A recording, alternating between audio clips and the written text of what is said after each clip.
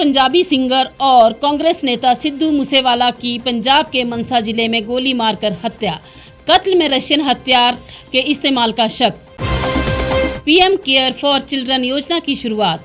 अब कोरोना में अनाथ हुए बच्चों को हर महीने मिलेगा 4,000 रुपए, 5 लाख का मुफ्त इलाज भी। प्रधानमंत्री मोदी शिमला से करेंगे राष्ट्र को संबोधित। 16 केंद्रीय योजनाओं के लाभार्थियों से करेंगे बात। पीएम दौरे से चुनावी तैयारियों को मिलेगी गति। और गुजरात टाइटंस ने जीता आईपीएल 2022 का खिताब। राजस्थान का दूसरी बार खिताब जीतने का सपना हुआ चकनाचूर।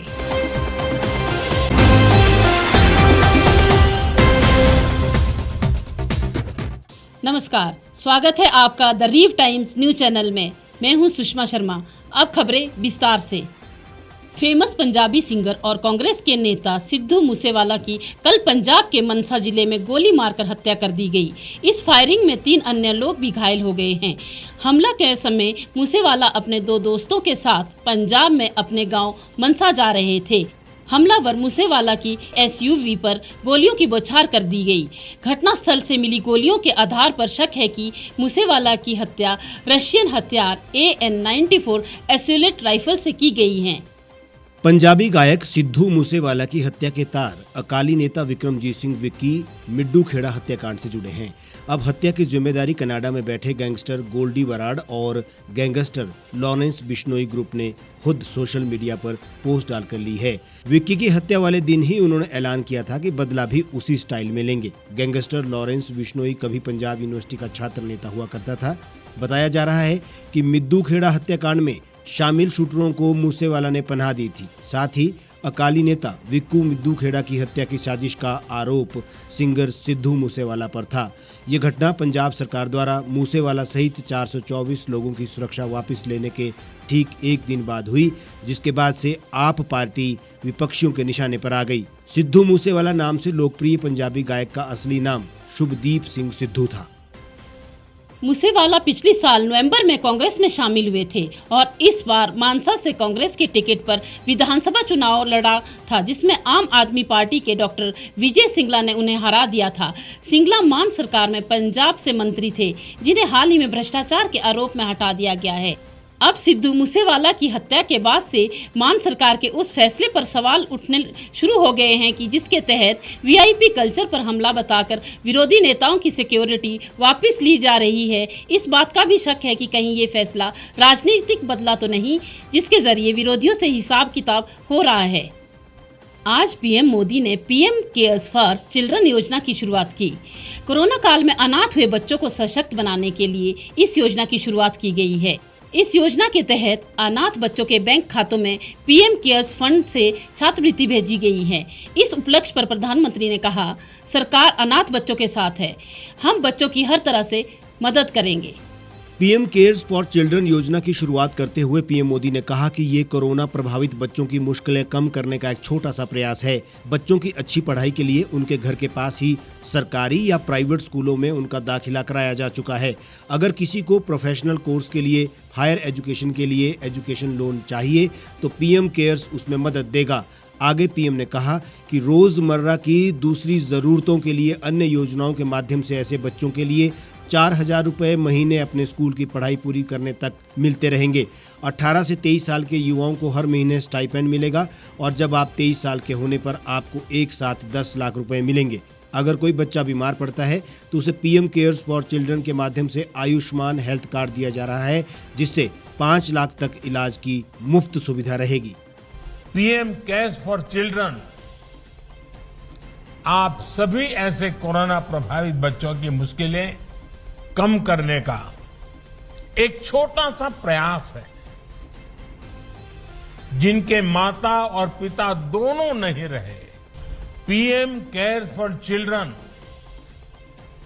इस बात का भी प्रतिबिंब है कि हर देशवासी पूरी संवेदनशीलता से आपके साथ है। मुझे संतोष है कि बच्चों की अच्छी और अबाधित पढ़ाई के लिए उनके घर के पास के ही सरकारी या फिर प्राइवेट स्कूलों में उनका एडमिशन कराया जा चुका है। पीएम केयर्स के जरिए ऐसे बच्चों की कॉपी, किताबों और यूनिफॉर्म्स के खर्चों को भी उठाया जाएगा। अगर किसी को प्रोफेशनल कोर्स के लिए, हायर एजुकेशन के लिए एजुकेशन लोन चाहिए होगा तो पीएम केयर्स उसमें भी मदद करेगा।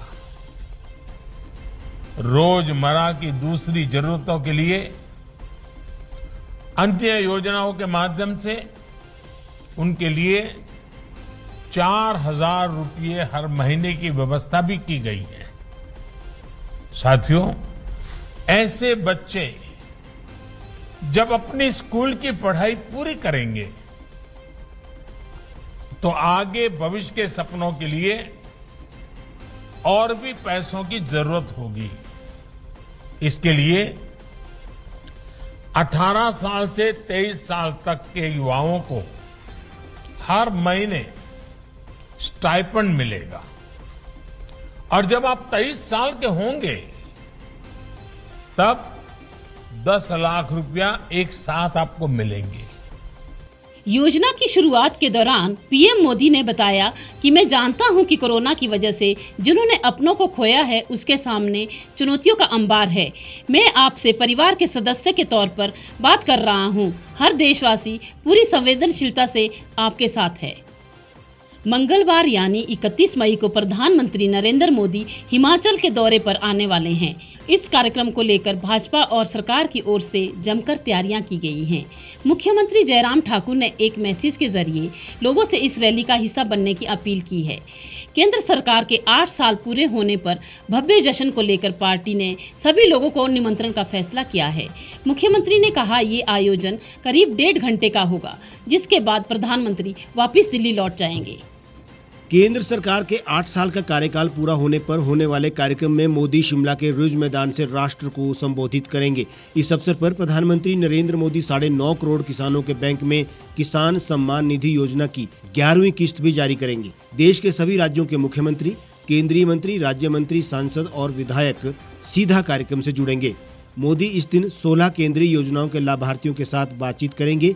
मुख्यमंत्री जयराम ठाकुर ने रविवार को मोदी की रैली के मद्देनजर रिज मैदान का दौरा किया और तैयारियों का जायजा लिया। मुख्यमंत्री ने अधिकारियों को कार्यक्रम को ऐतिहासिक बनाने के लिए पुख्ता प्रबंध करने के निर्देश दिए। इससे पहले शिमला स्थित ओक ओवर में कार्यक्रम की तैयारी के संबंध में बैठकों का दौर चलता रहा। मुख्यमंत्री ने अधिकारियों को ये सुनिश्चित करने के निर्देश दिए कि आयोजन को ऐतिहासिक बनाने के लिए हर संभव व्यवस्था की जाए। उन्होंने पुलिस को वाहनों के सुचारू संचालन, बसों और अन्य वाहनों की पार्किंग की समुचित व्यवस्था करने के निर्देश भी दिए। जयराम ठाकुर ने अधिकारियों से यह सुनिश्चित करने को कहा है कि आम जनता को इस मेगा आयोजन के कारण किसी भी असुविधा का सामना न करना पड़े। उन्होंने कहा कि रैली को लेकर सुरक्षा व्यवस्था इस तरह रखी जाए कि लोगों को कम से कम दिक्कतें हों। प्रधानमंत्री जी के कार्यक्रम के सिलसिले में आज हमारे अधिकारियों के साथ बैठक हुई और सारी व्यवस्थाएं ठीक प्रकार से हो।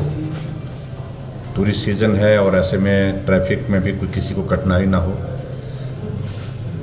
और ये कार्यक्रम सफल हो, सारी चीज़ को लेकर के जो पॉइंट्स थे उन पर विस्तार से चर्चा हुई है। और मुझे इस बात की खुशी है कि बहुत उत्साह के साथ सभी लोग जो है वो हिमाचल प्रदेश में प्रधानमंत्री जी का आने का इंतज़ार कर रहे हैं और अधिकारी बहुत मेहनत करके सारी चीज़ों को इस कार्यक्रम में बहुत बेहतर ढंग से हम काम कर सके, उस दृष्टि से सब लोग जुटे हुए हैं और पार्टी के भी हमारे साथी सभी के सब इस कार्यक्रम को सफल बनाने में लगे हुए हैं। जो हमारा CTO है वहाँ से लेकर के रानी झांसी पार्क तक, जहाँ तक थोड़ा रोड स्मूथ है और चौड़ा है, वहाँ पर बैरिकेडिंग करके लोग जो है प्रधानमंत्री जी का अभिनंदन करेंगे, स्वागत करेंगे। प्रधानमंत्री मोदी के इस कार्यक्रम में प्रदेश के विभिन्न जिलों से हजारों की संख्या में भाजपा कार्यकर्ता और लोग शिमला पहुंचेंगे। हिमाचल प्रदेश में इस साल विधानसभा चुनाव होने हैं और पार्टी ने मिशन रिपीट का लक्ष्य तैयार किया है। ऐसे में नरेंद्र मोदी का दौरा भाजपा की चुनाव तैयारियों को गति प्रदान करेगा। इस रैली के लिए पहले 30,000 लोगों को जुटाने का लक्ष्य रखा गया था, लेकिन अब इसे बढ़ाकर 50,000 की भीड़ जुटाने की बात प्रदेश भाजपा ने की है। IPL 2022 का खिताब गुजरात टाइटंस ने अपने नाम किया है। राजस्थान रॉयल्स को खिताबी मुकाबले में 7 विकेट से हराकर गुजरात टाइटन ने IPL 2022 ट्रॉफी जीती। राजस्थान रॉयल्स के बाद गुजरात टाइटंस इकलौती ऐसी टीम बन गई है जिसने अपने डेब्यू सीजन में ही IPL खिताब पर कब्जा जमा लिया है। 131 रन के स्कोर का पीछा करते हुए गुजरात की टीम एक समय 23 रन पर 2 विकेट खोकर संघर्ष कर रही थी। इस दौरान हार्दिक और गिल ने 63 रन की साझेदारी की। हालांकि हार्दिक इस दौरान 34 रन बनाकर आउट हो गए। उनके अलावा डेविड मिलर ने भी 19 गेंदों में 32 रन की पारी खेलकर टीम की जीत में महत्वपूर्ण योगदान दिया। राजस्थान रॉयल्स के लेग स्पिनर चहल इस सीजन में सबसे ज्यादा विकेट लेने वाले गेंदबाज बन गए हैं। उन्होंने इस सीजन में 27 विकेट हासिल की। उमरान मलिक को emerging player of the season चुना गया, तो वहीं Dinesh Karthik super striker of the season चुने गए। हार्दिक पांड्या फाइनल मैच में मैन ऑफ द मैच चुने गए। गुजरात टाइटन ने अपने डेब्यू सीजन में ही IPL का खिताब जीता है। वहीं राजस्थान का दूसरी बार खिताब जीतने का सपना चकनाचूर हो गया है। गुजरात की बैटिंग की बात करें तो 131 रनों के टारगेट का पीछा करते हुए उसकी शुरुआत खराब रही और पावर प्ले में उसने रिद्धिमान साहा और मैथ्यू वेड का विकेट खो दिया था। लेकिन इसके बाद हार्दिक और शुभमन गिल ने शानदार साझेदारी पर टीम को जीत के करीब ला दिया है। इस बुलेटिन में फिलहाल इतना ही। बाकी तमाम खबरों के लिए आप जुड़े रहिए और देखते रहिए द रीव टाइम्स।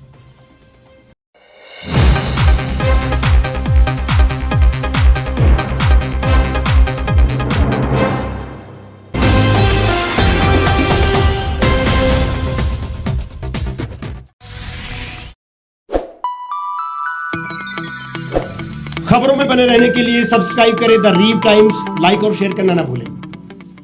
एक छत के नीचे सुविधाओं का अब उठाएं लाभ। रीव ई मार्ट में अब पाएं अपनी रसोई के लिए गुणवत्ता और सस्ते दामों पर राशन सामग्री। दालें हो या हो मसाले, आपका किचन ई मार्ट संभाले। उच्च गुणवत्ता और दामों में बेहतरीन रीव ई मार्ट में पधारें और पाएं अपनी पसंद के सभी उत्पाद, या फिर करें ऑनलाइन ऑर्डर और पाएं घर द्वार पर ही सुविधा। आज ही संपर्क करें फोन नंबर 8219964079 पर, बाईपास रोड, शनान, संजौली, शिमला।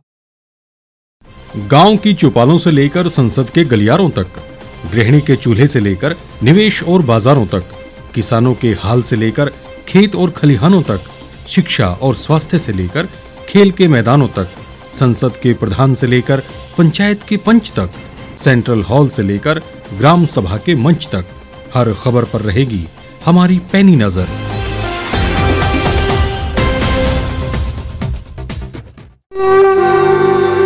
भारतवर्ष, जिसे आप दशकों से सुनते आए हैं कि सोने की चिड़िया थी। इसके पंख पहले मुगलों ने कुतरे, फिर अंग्रेजों ने, और आज राजनीतिक प्राणी कोई कोर कसर नहीं छोड़ रहे। आज भी लगभग 25 करोड़ लोग रात को भूखे सोते हैं। करीब 2 करोड़ लोगों के पास घर नहीं है। भ्रष्टाचार में हमारा 176 देशों में 80 नंबर आता है। औसतन 100 महिलाओं के साथ हर दिन ज्यादतियां होती है और ना जाने क्या क्या। देश की संसद से कुछ ही दूरी पर चादर लपेटे सैकड़ों लोग सुबह नील गगन के नीचे सोए हुए मिलते हैं।